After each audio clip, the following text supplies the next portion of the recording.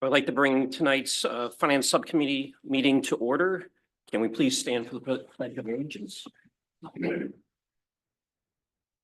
Pledge allegiance to the flag of the United States of America and to the republic for which stands one nation under God, indivisible, with liberty and justice for all. We have a roll call, please. Marianne Rosa. Here. Anthony Mears. Here. Robert DeCina. Here. Anthony DeBona. Gary Lafferty. Here. Helena Noy. Here. Jonathan Ramsey. Here. Robert Ritalik. Here. Rachel Ryan. Here. Thank you. And tonight we'll be reviewing the Watertown Library Association and the Fire Department's budget. So we'll start with the library.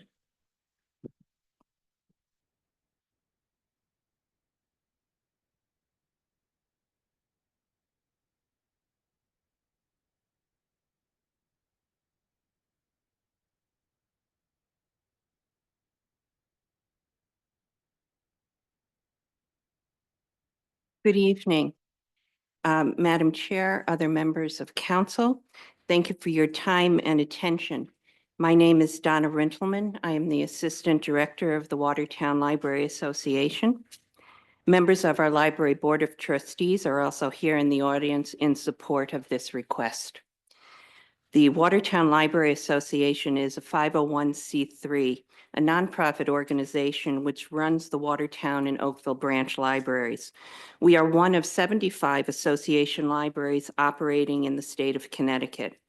Each has a unique charter, organizational structure, and relationship within their municipalities. The Watertown Library Association and the town of Watertown have had a long-standing mutually beneficial partnership, and we are grateful for the town's generous support of the library operating budget.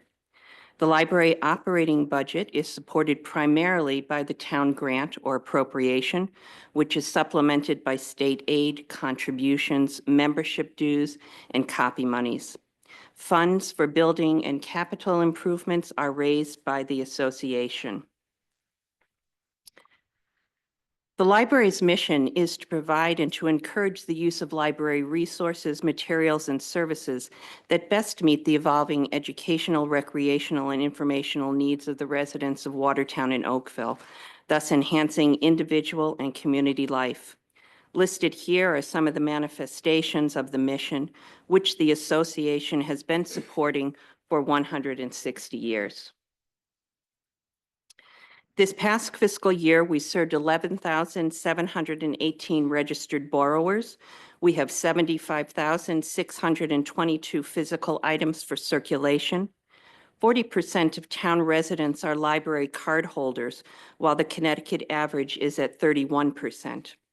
We elevated our programming game last year, increased to 161 the in-house programs, and held 7 virtual programs.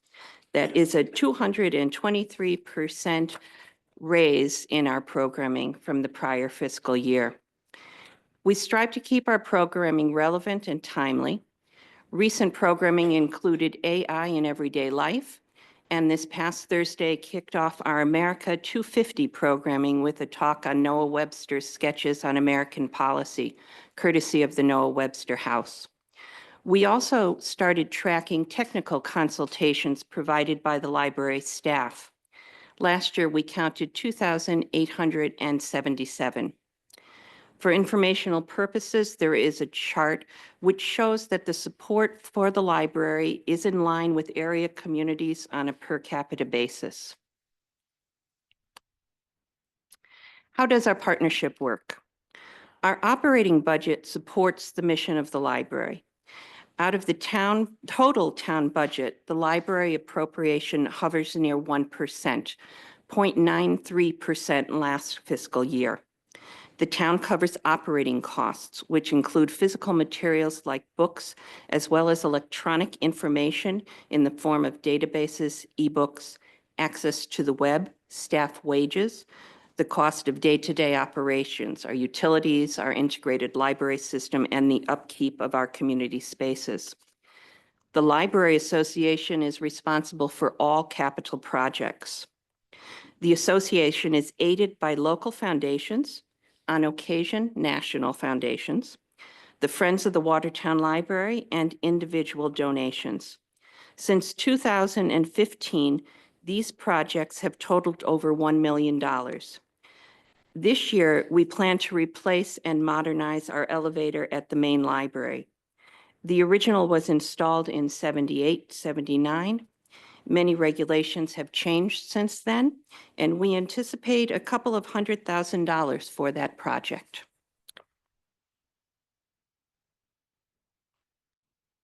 So to the heart of the matter, the association is asking for a 2% increase in our operating budget, a total increase of $20,000 for fiscal year 2026. This raises the total request from $850,000 to $870,000. That $20,000 will cover a 2% pay raise for our employees and an estimated 5% increase in medical insurance costs. We'll keep our library service hours intact at Watertown Library and at Oakville Branch Library. We'll maintain our online resources and the funding of our multi-generational programming. And with our best estimate, we've anticipated the increases in the cost of utilities, service contracts, and maintenance supplies. And I am happy to answer any of your questions. Thank you. Anyone have any questions or comments? Yeah. Gary? On your, the elevator repair, Yes, sir. You look, get any grants for that? 200,000? Yes, we would certainly look to grants, and we also would look to how our, what funds we might have in endowment that could be used toward that. Okay, thanks. Yes. We got an email in from a town resident that had a couple of questions, if I could. Certainly, Marianne.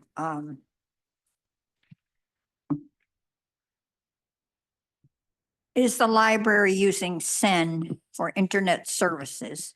No, we are not. We actually, we were on the internet before SEN existed. Okay. And you compare prices on what's the best service versus the most expensive? We have had the internet in the Watertown Library Association since 1995, and we have built on that year by year. What some of our telecommunications might look like, you're going through an archaeological dig, but we do look at it carefully, and we have built on where we started. We had to go with commercial companies initially because no one would bring a pipeline big enough to our small operation in Watertown and Oakville to handle that at the time. So we have stuck with our commercial vendors who have gotten us where we are. It will be time to review that again and see how we can consolidate and see where we want to go for the future. And some of our services, we have some redundancy built in because it was very important early on and even until quite recently that if something went down, we had an alternative available. So we are very conscious of all of that, and we'll look very closely to see how we would make things more streamlined. Very good. They also mentioned the elevator being out of service. Is Yes. it because of the fact that it is old? There was a problem with the elevator, and we have been looking into it. The difficulty with the elevator is that it was installed in 78, 79. So it's not as simple as just, oh, let's get the new elevator and replace, because all of the piping and the electrical and everything is done with those regulations that worked at that time in the late 70s. So fluid that was going underground, all that piping, that all has to be changed. So Okay. our land and buildings chair has done fantastic work and has been negotiating, and we will be modernizing, and it will be a cost-effective installation of a new product that will take all of those things into account. Sounds good. Another question, do you consider the Oakville Library financially viable? As long as the town does. It is we consider it an extension, literally, of our shelves at the main library. Those shelves are just an extension of our shelves. We certainly, we are abiding by what we must have because when the Watertown Library Association and the Oakville Library Association merged, part of that merger agreement requires us to have a branch in Oakville. And so we abide by that, and we make sure that we have the hours that we must have to abide by the agreement. Okay. The last question really isn't financial, but I'll ask it. Why does the email address provided on your website always bounce back? Well, I can guarantee it doesn't always bounce back because I get a lot of emails in there. So I will certainly make sure that it is very clear, and that is one of the things we look to upgrade. Thank you. Thank you so much. And personally, I go to the Oakville Library once a week, so keep it open. I'm very glad, Marianne. I'm very glad. Thank you. One question, what's the best way to find out what the programming is that you're doing, since you're doing so many new things? We have it up on our website, watertownlibrary.org. It's on social media. You can find out all of our social media on the website as well. We send all of the programming over to the town, and Lauren very graciously posts that on the town calendar. It is in the certainly in the Town Times. On occasion, we get picked up in the Waterbury Republican American. Great, thank you. You're most welcome. Anyone else? Thank you very much. Thank you for your attention. We appreciate it. And there's some of our other programs up there. Next, we have the Watertown Fire Department.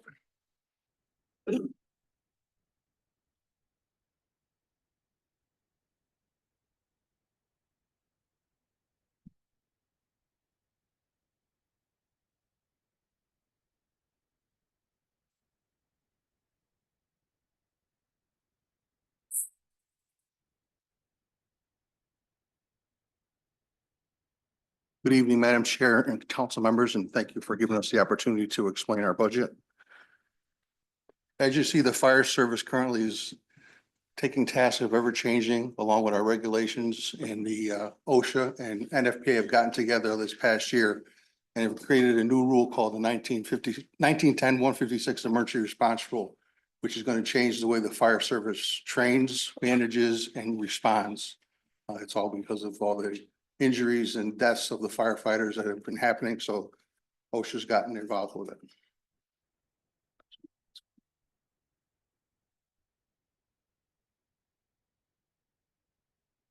Watertown firefighters are volunteers serving our community since May 8th, 1894.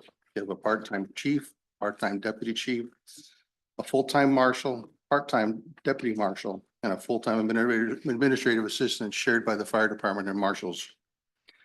Current membership, we are allowed by the town charter to have 120.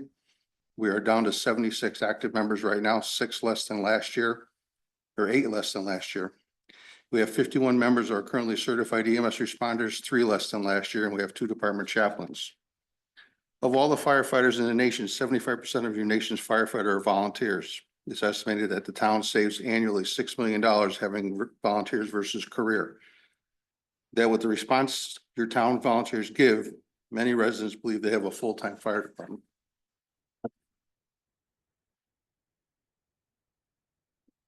You just training by our members is online and in person. In 2024, members logged over 2,540 hours of volunteer training. They weren't paid for this. They do this on their own time.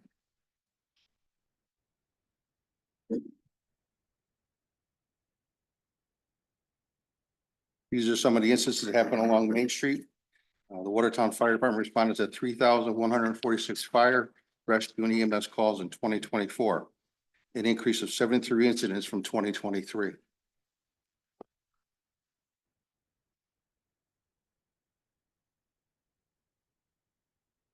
Our apparatus replacement fund, which is annually being given $150,000 a year, we're requesting that go to $250 a year. I'm not sure what the status is of that with this budget right now. The fund allows the town to replace apparatus on a 25-year replacement schedule. NFPA guidelines recommends a 20-year schedule.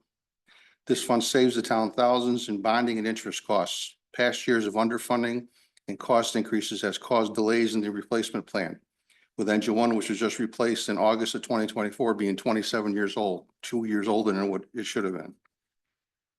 Currently, the account contains $301,163. Ladder 2, which was bonded purchase, came up short of $201,952, with that balance due and delivery of the ladder May of 2025. With an early payment credit of $70,550 for ladder 2, there will be a $169,761 remaining in the fund after delivery of ladder 2, which will be 33 years old at the time of delivery.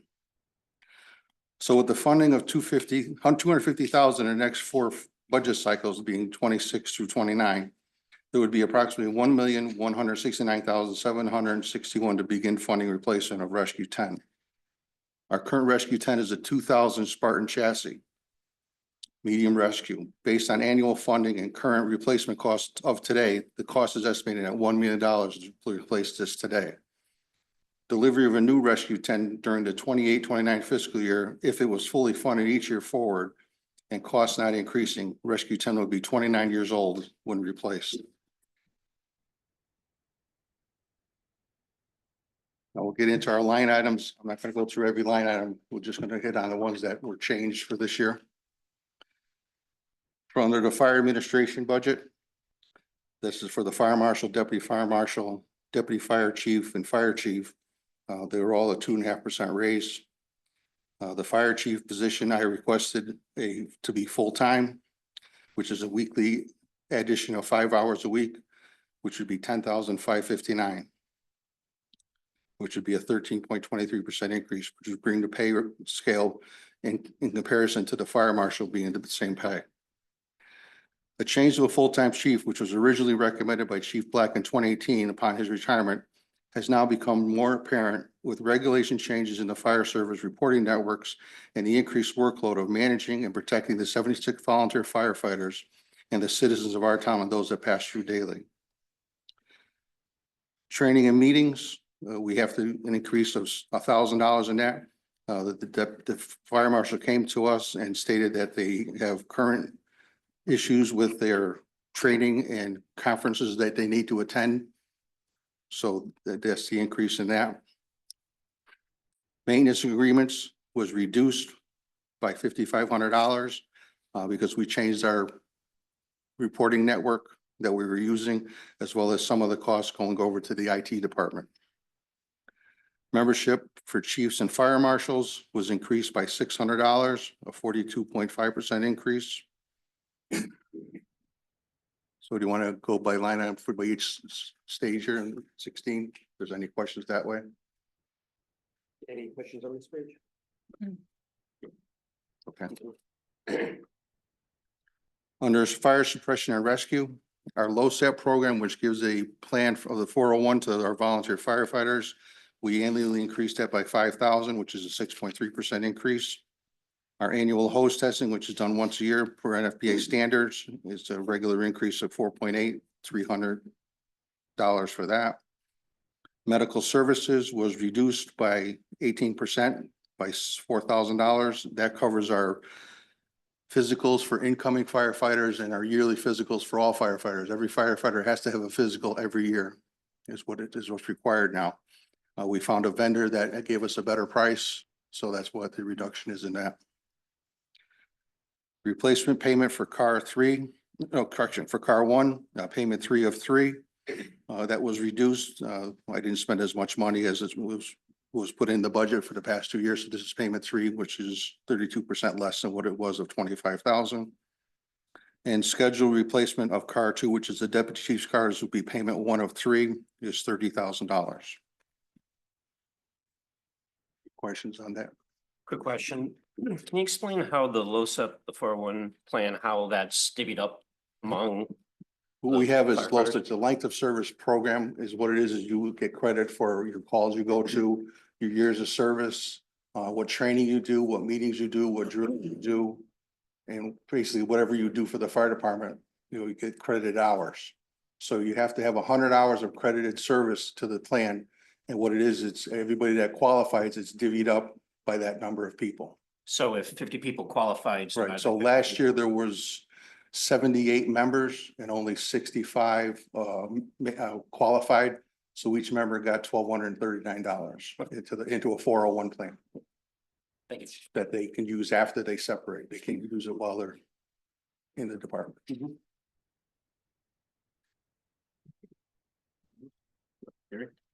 Chief, on the medical services there, does that include the flu shots every year too? Correct. Does it? Okay.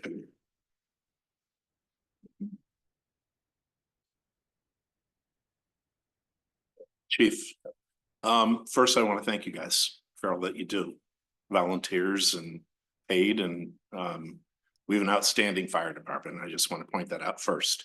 But my question is, do we charge for any services?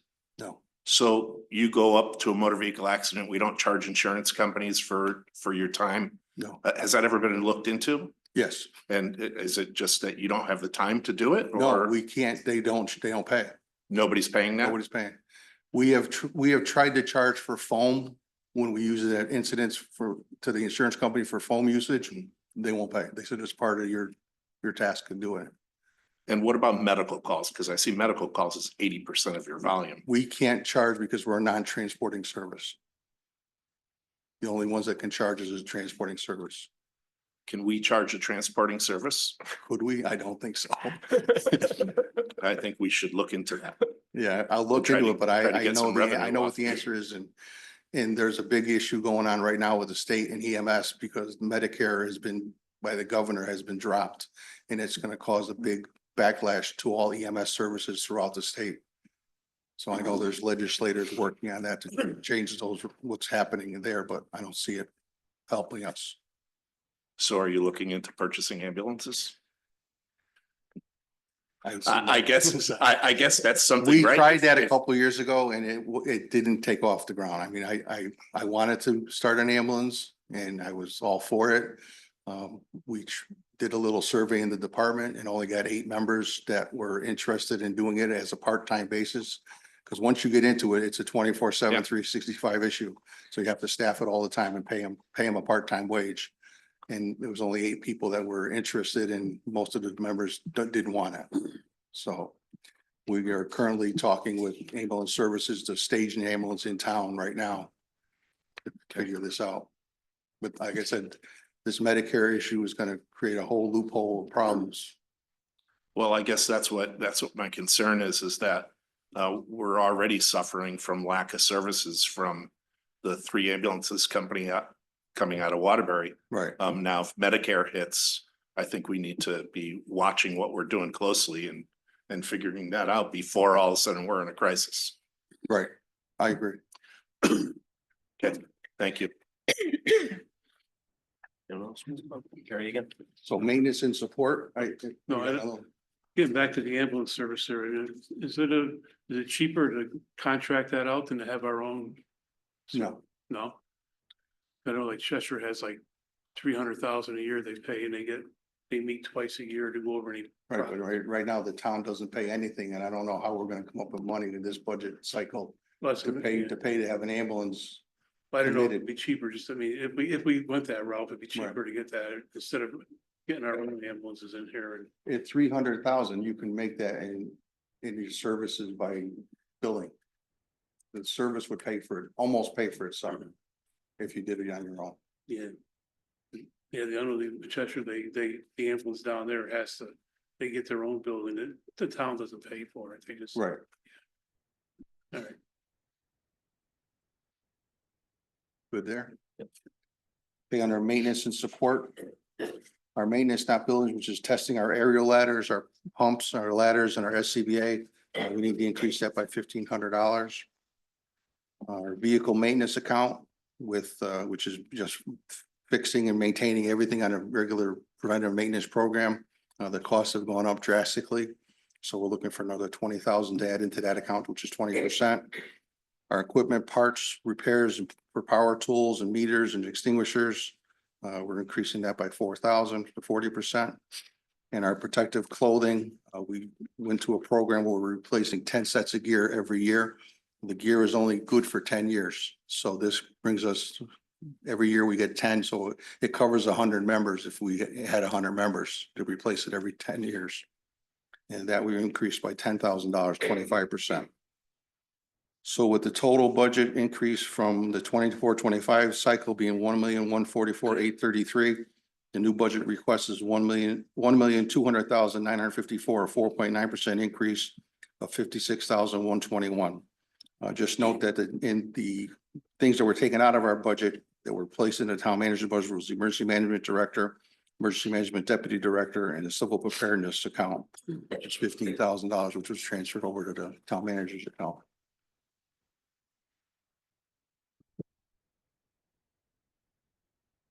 The Watertown Fire Volunteer EMS Services continually serves the town of Watertown and Oakville and those that pass through daily, with members sometimes putting themselves in harm's way. They respond to fire and medical emergency incidents all at hours of the day to protect and treat residents, some of who are still testing positive for COVID-19 and other infectious diseases. Receiving a stipend for their time of $10 per call, whether it's for 20 minutes or 8 hours. The deputy chief, fire marshal, and I have presented a responsible budget request. The fire department in fiscal year 23-24 was asked for a zero balance increase, as all departments were, which the fire department not only did, but was the only department with the zero increase that year, and also reduced the year's budget by another $5,000 in an effort to help the town financially, which delayed some of our projects. Other departments had their budget line items reinstated at their budgets that year during the public hearing. Though most of our projects completed and budget presented this year that is fiscally responsible, the deputy chief, fire marshal, and I will make this budget work. We ask that the town council support the fire department budget request to enhance and maintain the services and safety of our volunteers. Any questions or comments? Gary? The only comment I have about the fire department is that, you know, you said we're at 76 guys now, and like you mentioned, you get $10 a call, whether it's 10 minutes or 8 hours or whatever. I know you guys, when you were on that factory fire on Echo Lake Road. That came in at 7:15 at night and we returned to headquarters at 4 a.m. Yeah, so I mean, so they got $10 minus taxes, and you had other departments, like the highway department guy was there and made almost $300 for his time there. Correct, they got overtime. So yeah, you get overtime. So here, I mean, the town, I think overall, what residents don't realize how lucky we are to have the department that we have. And I would like this myself, I would like to make a recommendation that we give a raise to all the members. You know, whether it go from $11 or $12, I'd like to see an increase on that myself. Because we figure all the time, all the volunteer times that they have doing like the Shamrock Shuffle and the townwide fair. All that Shamrock Shuffle stuff, and those are your points that you get for the LoSAP program. Yeah, but they're all volunteer. If you add up all the other towns, all the other departments in town, it won't even come close to what the fire department. It's almost like you're paying the town to be a member. I think that, you know, we should do something more for the fire department than what they're, you know, getting. Right. My own person. Gary, what, chief, what could we do to help you guys recruit?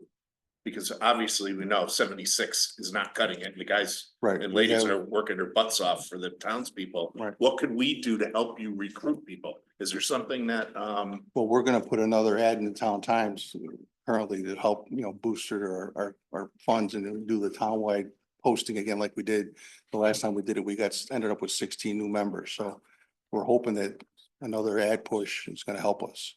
and I know that you have I don't know if it's a town mandatory retirement age, or is it the fire department's mandatory retirement? Fire age? department, through our bylaws, at 75, you have to leave. Basically, we cut it off at 75. It used to be 70. Yep. But people have health-wise progressed longer. Mm. So we put it in there so that you can stay at right for another 5 years. Only the thing we requested is that you get a physical every 6 months instead of every year. Yeah, if there's something that you could think of that the town council or the town manager could do to help you recruit, speak up. Okay. Yes.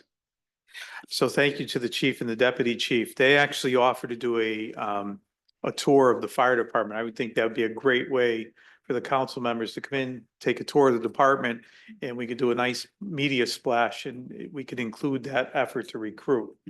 If you'd like, I could plan something in the month of March if your schedules are free. I know everybody's busy with budget meetings, or early April, and we could start that as a big kickoff for recruitment.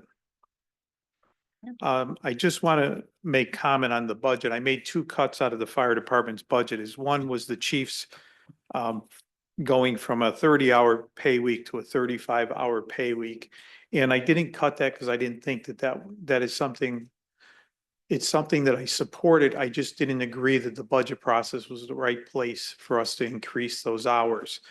What I'd like to suggest is that maybe if I could speak with the council leadership, put together some type of subcommittee that we could review the fire department's charter, our interaction, job descriptions. And actually, after that review, we would go for an appropriation to move that to a full-time position. But after talking to the town attorney, I think it would be a good idea for us to review that. So as we move forward, Chief Bromley's not going to be here forever, hopefully till he's 70 or 75. But I notice his tan is quite dark, so I'm not sure if he'll be here that long. It would be a great opportunity for us to put together a process to move in the next chief as we move in. And I think that everybody would agree that will attract a greater pool of people who would be interested in being chief by making it a full-time position as a part-time. And I'm not saying that we don't have qualified people in our fire department. I just think it would be a better way for us to understand the process to move forward. And I did cut, the fire chief had asked for a $250,000 for the vehicle replacement. The first round of cuts, I did cut it back to what we originally have been giving the fire department. This is a very tough budget year. I do agree with the chief that we should be investing in this fund, but I don't think this is the year to increase it. That's the reasons for my cuts. Thank you. Any other questions or comments from the town council? Just going back to the recruitment, I know the last couple of years, it seemed like we were steadily increasing and Yes. now we're back down into the 70s. Back down to Any 75. any reasons, It's just that we had a few people age out, a few people that came in that weren't really into it, they didn't like it. And just, we've had others people that it's being a volunteer fire department sometimes is you're a stepping stone to a full-time job. So we've had at least 3 or 4 that have left and gone to full-time jobs down by the shore. And we were talking about ambulances earlier as well, and mentioning about how we would have to staff that 24 hours a day. Do other towns that have their own ambulance actually have people stationed at their firehouse 24 hours a day for that, or is it still similar to the fire department where you get the A call lot of and you go our in? area towns have volunteers. And what they do for their off hours that they can't man it, they hire this company, either Ventec or there's another company that hire full-time people that's go to the volunteer station and they man it and run it. So there is someone in-house. Right. 24 hours a day. Okay, thank you. Anyone else? Seeing none, I think we're all set. Thank you very much. Thank you. So moved. Have a good night.